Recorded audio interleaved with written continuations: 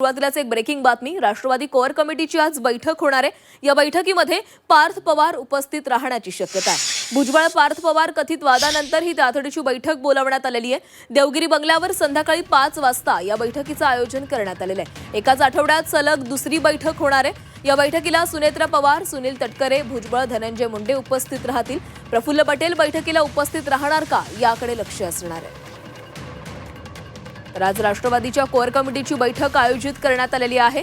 सध्या भुजबळ पार्थ पवार कथित वादाची अनेक चर्चा होतात आणि याच वादानंतर ही तातडीची बैठक बोलावण्यात आल्याची चर्चा आहे। आज संध्याकाळी 5 वाजता या बैठकीचं आयोजन देवगिरी बंगल्यावर करण्यात आलेलं आहे।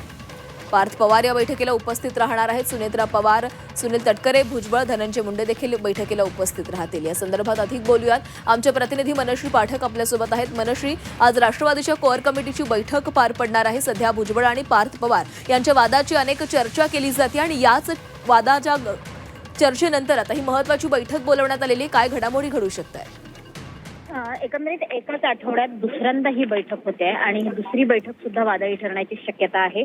पार्थ पवार आणि छगन भुजबळ यांच्यात जो कथित वाद चर्चेला जातोय, या वादानंतर ही बैठक होते, त्यामुळे एक वेगळं महत्त्व तरी